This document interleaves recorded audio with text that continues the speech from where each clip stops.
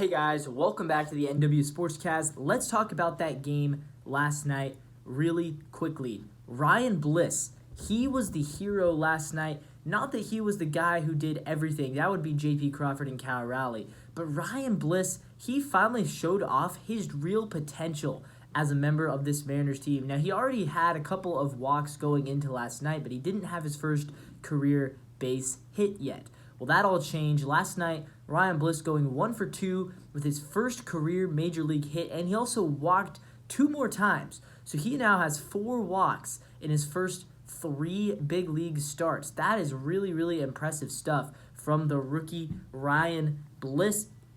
And yeah, he showed off what he can do for this club. He plays good defense. He has some speed. He stole a base. He can walk. He can get a single. He can maybe hit for a few doubles, extra bases. And he can kind of be a spark plug.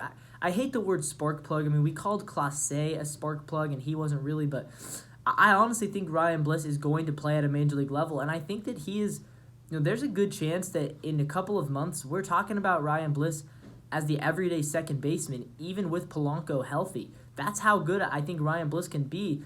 I don't think he's going to be the next Jose Altuve, but I think he can be better than what Polanco has given us right now. I think he can be about what Caballero did for us last year, and if that is what we need, that's what we need.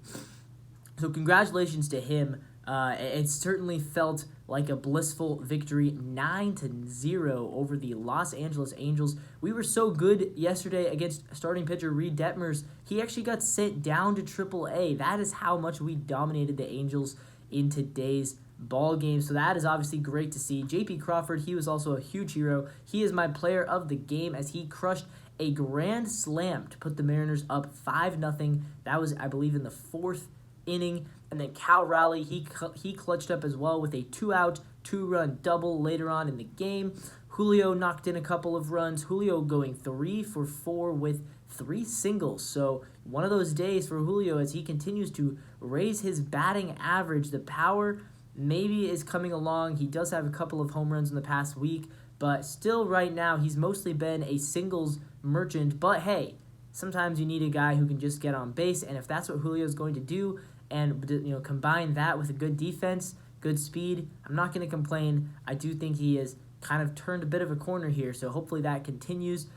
And yeah, the Mariners offense just looked really, really good, and those are the types of games you love to see. And it's interesting that this happened just 2 days after we fired offensive coordinator Brant Brown, which a lot of people thought, Brant Brown, coaches don't affect players. A lot of coaches don't matter. Players don't get worse because of a coach. Players don't get better because of a coach.